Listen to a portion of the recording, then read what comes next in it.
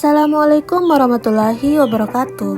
Perkenalkan, saya Dinda Hafiz dari kelompok 3. Video ini dibuat untuk memenuhi tugas bimbingan konseling sesi 13-14 yang diampu oleh Ibu Gusni Diansuri, NPD, kelompok 3 sebagai pemateri. Sebelum memasuki materi, alangkah baiknya saya memperkenalkan anggota kelompok 3 terlebih dahulu.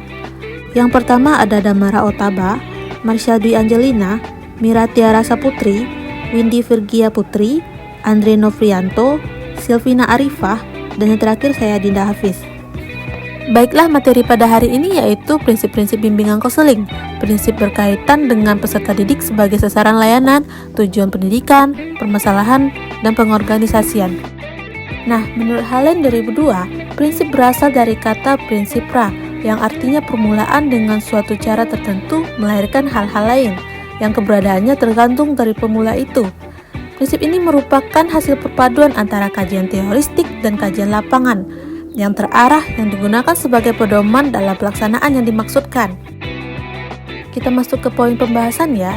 Poin A yaitu prinsip berkaitan dengan peserta didik sebagai sasaran layanan. Peserta didik adalah subjek utama dalam layanan BK. Mereka memiliki berbagai kebutuhan yang beragam dan unik, sehingga layanan BK harus mempertimbangkan karakteristik ini. Yang pertama yaitu prinsip individualisasi, yang kedua prinsip penghormatan terhadap martabat individu, yang ketiga prinsip keterbukaan dan kepercayaan, yang keempat prinsip dinamis dan berkelanjutan. Sasaran pelayanan bimbingan dan konseling adalah individu-individu baik secara perorangan maupun kelompok. Yang menjadi sasaran pelayanan pada umumnya adalah perkembangan dan kehidupan individu, namun secara lebih nyata dan langsung adalah sikap dan tingkah lakunya yang dipengaruhi oleh aspek-aspek kepribadian dan kondisi sendiri, serta kondisi lingkungannya.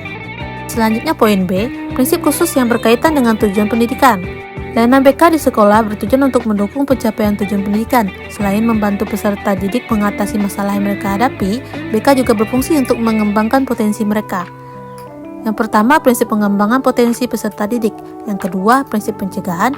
Yang ketiga, prinsip pembentukan karakter. BK memainkan peran dalam membentuk sikap, nilai, dan karakter yang positif pada peserta didik, seperti kejujuran, tanggung jawab, dan kemandirian. Konselor membantu peserta didik memahami dan menginternalisasi nilai-nilai ini sehingga mereka dapat menjadi individu yang beretika dalam kehidupan pribadi dan sosial mereka. Selanjutnya poin C, prinsip khusus yang berkaitan dengan permasalahan. Masalah yang dialami peserta didik bisa bermacam-macam, mulai dari masalah akademik, pribadi, hingga sosial. Konselor harus mampu menangani permasalahan ini dengan pendekatan yang tepat. Yang pertama, prinsip kerahasiaan, prinsip kebebasan, lalu prinsip kedinamisan. Selanjutnya poin D, prinsip berkaitan dengan pengorganisasian layanan. Layanan BK harus diorganisir dengan baik agar dapat berjalan secara efektif dan mencapai tujuannya. Pengorganisasian yang tepat akan memastikan bahwa layanan BK tersedia dan dapat diakses oleh seluruh peserta didik. Yang pertama, prinsip keterpaduan, prinsip fleksibilitas, lalu prinsip keteraturan dan keberlanjutan. Sekolah adalah organisasi formal yang di dalamnya terdapat usaha-usaha administrasi dalam usaha mencapai tujuan pendidikan dan pengajaran nasional.